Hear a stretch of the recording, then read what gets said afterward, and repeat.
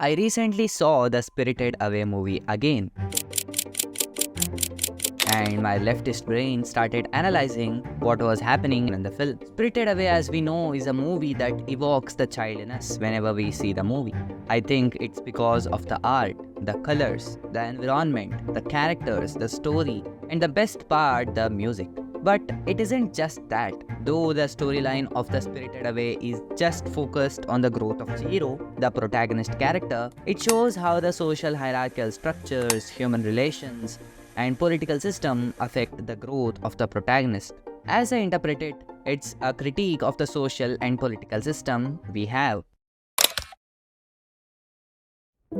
Assuming that all of you have seen the film, I'll talk about the story, and yes, it will definitely have the spoilers. Moving on, the film starts with Chihiro and her family moving on to a new place. Chihiro, as the story depicts her, is a kid who is very stubborn to accept the change that has happened, and she runs away from the uncertainty. For example, when her parents take a different route and end up discovering an eerie-looking structure, her parents decide to explore the structure, but Chihiro, being skeptical, scared, and coward, opposes the decision. As a result of her stubbornness, she is very ignorant of the real world. In the real world, as in social hierarchy, political conditions, or concepts simple as human relations. You guys will know clearly what I mean by a real world when I explain what Chihiro experiences next. She gets to face the real world when her parents get turned into pigs, that too all alone, as she finds herself very lost and scared because she starts disappearing. Haku, the supporting character, helps her not to disappear by giving her some kind of a pill. He says that people who don't work in this world will disappear. ここでは仕事を持たない者は湯婆婆に動物にされてしまう。 Though it is very subtle, the story mocks how the real world works, if we see it as an analogy. Disappearing means unaliving. While talking about this, I remember the arguments that some people make in favor of the people in power. To be clear, the capitalists. People argue in favor of the capitalists, saying that they deserve their position of being wealthy and in power because they have taken risks to be in that position. But what risks have they taken? The risk of not sliding back to the working class from the ruling class, which they are in because of the generational wealth they had. Is that the risk? But on the other hand, people in the working class take the risk of literally dying. They will die if they work due to bad working conditions, low wages and inflation, which causes unaffordable healthcare, poverty, low wages, which causes homelessness, starvation and above all climate issues. By the way, all these conditions are created by the capitalists. They will die even if they don't work due to the same reasons. So, who really is taking the risk here? They have to work if they need to survive. This is what the story shows us through Chihiro. In the case of Chihiro, it becomes inevitable for her to work in the spirit world and fight for the sake of rescuing her parents and herself. After the turmoil in the bathhouse due to Chihiro's humanness, Haku tells her to go to Kamaji, who lives in the boiler room, and ask for work. Chihiro goes to Kamaji and asks for work, but she gets ignored. In the scene, they show little creatures made of soot putting coal inside the boiler. One of them gets squashed by the coal it was carrying, but Chihiro helps it by removing it and she puts it in the boiler. Watching all this, the other creatures put the coal on themselves, so she does the work for them. But Chihiro is rescued when Kamaji yells at them. Interestingly, they start rebelling and disobeying his orders. This scene is pretty interesting because I'm quite nuanced about what are they trying to show us. Is it about all those workers who are ready to dunk on another worker so they can reduce their work and pile it up on others? Or is it about the worker solidarity that is represented when the creatures disobey their master and rebel against him? I don't know, and I will be happy if you interpret it in the comment section. Kamaji tells Chihiro that he doesn't have any work, so he tells Chihiro to go and ask Yubaba, who runs the whole bathhouse, and asks Lin to help her to find the way to the top floor of the building where Yubaba lives. The encounter between Yubaba and Chihiro is quite impressive and also reveals how the social relations exist in the spirit world. When Chihiro asks for work, at first Yubaba threatens her, but her stubbornness helps her here. She stands her position and asks for work again. As she screams, asking for work, the baby in the room starts crying, annoyed by Chihiro's stubbornness and Yubaba's oath that she had taken that she will give work to anyone who asks. つまらない誓いを立てちまったもんだよ。働きたい者には仕事をやるだなんて。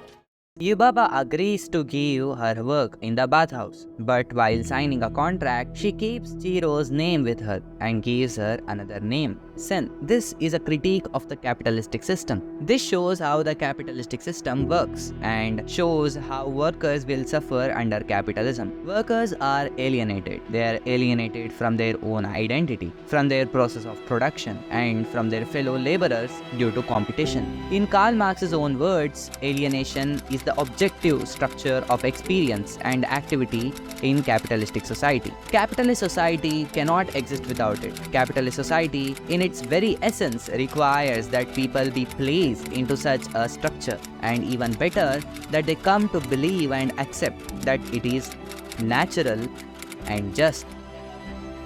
The story shows how in such a system, the masters really steal the workers' identity and personal space. It's funny when someone accuses socialism that it will steal your toothbrush because it's a private property. And under socialism, private property is abolished and the toothbrush will be used by the public. Firstly, the toothbrush is not a private property. It's a personal property. Secondly, if you think and analyze things, it's the capitalistic system that really stealing one's personal and private property. After that, Yubaba calls Haku and orders him to show her the place where workers live. But Haku acts weird and says to act stranger to him. ハク、無駄口を聞くな。私のことはハク様と呼べ。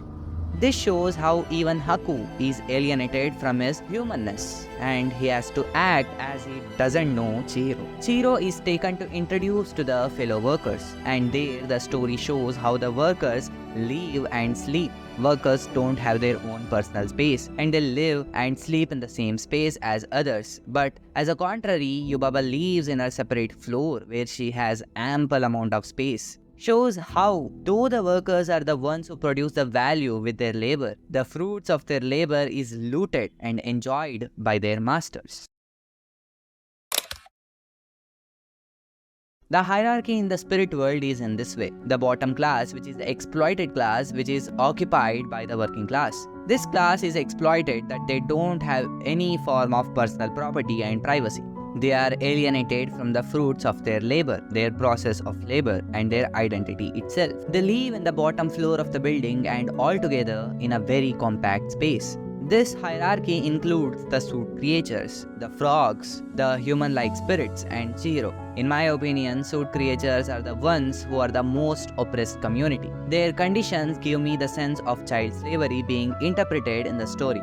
If I have to elaborate, the suit creatures act as the ones they think as their elders, just like human children, and they saw the superiority in age in Chihiro and acted as her and followed her. The sense of disobeying the masters also comes from their childlike behavior. Their conditions and exploitation show how such a system exploits the vulnerable ones, such as the children, for the upper class's profit in the form of child slavery. The class above them is the petite bourgeoisie class. This is a class that is exploited and as well as exploiter of the class lower to them. To be precise, this class gets exploited by the bourgeoisie class and they act like the middlemen to the bourgeoisie class and the working class. This system of hierarchy tends to exploit the class below them. So the complex sense of superiority and false sense of bourgeoisie makes them the petite bourgeoisie. This false sense is what drives them to behave like a bourgeoisie, though not having the power over means of production. For example, Kamaji. His class is more relatable and closer to the class of the suit creatures, yet he acts like he has the power and control over them, but in reality, they don't. This sense of incapability is what doesn't give him the power to hire Chihiro. Also, Chihiro kind of belongs to this class, as Kamaji calls her his daughter. 人間がいんじゃん。やばいよ。さっき上で大騒ぎしてたんだよ。わしの孫だ。 And his influence and popularity among the other working class makes Chihiro's path easy in pursuing a work. This also shows how nepotism also thrives under such a dystopian system. The other character who belongs to this class is Haku. He is the henchman of Yubaba, and Lin suggests Chihiro not to believe everything that Haku tells. This shows that there is a sense of distrust among the laborers regarding Haku. The upper class, also called the bourgeoisie class, can be seen in the hierarchical system.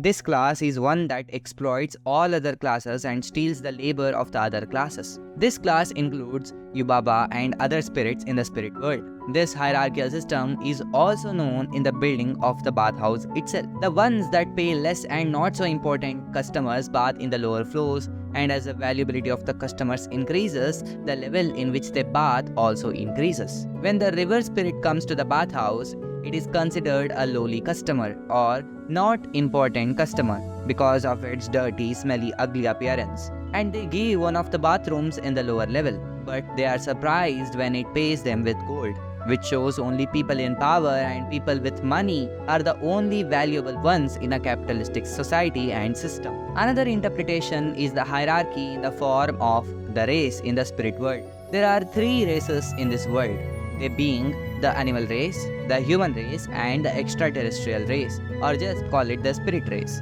The animals are the ones that mostly work as laborers and don't hold any power positions. This shows that the animals are the exploited race among all the races, like the frogs and other animals. The human race occupies the petite bourgeoisie class and some also the working class. In this sense, it also reveals that Yubaba holds the petite bourgeoisie class compared to the whole of the spirit world, which means there even exists a class that exploits Yubaba as well. Or it can be that Yubaba is among the few humans that occupy the bourgeoisie class in the spirit world. The spirit race or the extraterrestrial race is the most powerful one and the rich one. We can see the extraterrestrial looking spirit in the left scene, as it is respected among others in the bathhouse. Spirits include Haku, he is a river dragon spirit. The river spirit that comes to the bathhouse and the spirits that come out of the cruise ship in the beginning, they all belong to the bourgeoisie class. Spirited Away has many messages. Among them, the message against consumerism is one of the most important ones. Ghibli movies are famous for their calm and serene environments. The reason being Miyazaki, the creator, is a nature lover and famously known for his stance in favor of environmentalism. Being a nature enthusiast and environmentalist, he also acknowledges how greed and power destroy the environment. The biggest reason being capitalism and the product of it, consumerism, are the biggest culprits in the exploitation of nature. The movie also shows it very well. The scene in which the river spirit, mutilated by the pollution, comes to the bathhouse to get cleaned up. But the people in the bathhouse don't know that it's a spirit, so they don't treat the spirit as they treat other customers. It pays a lot of gold after getting freed from all the pollution that was devouring its body. Suddenly, but not surprisingly, everyone starts respecting it more. If you think about why so, one reason is that after they discovered that the spirit was rich. But it's not just one reason is that after they discovered that the spirit was rich. But it's not just because of that. When the river spirit paid them with gold, its social capital increased. Shows that how in such a dystopian society, how human relations and social capital work. You'd only be respected based on your ability to consume. The river spirit also is an example of how consumerism leads to polluted and mutilated rivers and the environment. No Face is a satirical character on consumerism. I feel it's a childlike character who is very new to the world and try to understand people. When the character sees Chiro, it feels like it has found a companion, so it starts following her to win her friendship. It helps her in many cases. When she needs a tag in the bathhouse, it brings her not just one tag but many tags. When it sees that people love gold, it brings a lot of gold to Chiro to impress her and be her friend. But it gets heartbroken when she rejects the excess in both cases. It tries to win her friendship forcefully by, I guess, eating her, but greed teaches it a lesson. I feel sad about how the No Face character develops, but eventually it gets better. It thinks that greed is what drives everyone, so it tries to win everyone with their greed and wants. That's what it learned from the world. But its worldview gets destroyed when Chiro rejects greed. Apart from consumerism, other interesting characters are Yubaba and Zeniba. One sister is a capital owner and another leads a simple life without the help of the exploitative system. In that scene, everyone finds meaning in a participating labor system rather than an exploitative one. The point of the movie is not to critique the current global system we have, which is capitalism. Sure, it does mock it and satire it, but the whole point of the movie is just to show how Chiro as a character develops when she is exposed to the world at a very young age. Being a scaredy cat initially and a mature individual who can make decisions for herself in the later part of the film. Another great thing about Miyazaki's films is that his female characters are lit. He portrays women characters as strong, independent, and who can make decisions for themselves. Not just in Spirited Away but in every other film. The socio-political economical analysis that I made is just mental masturbation. I acknowledge that.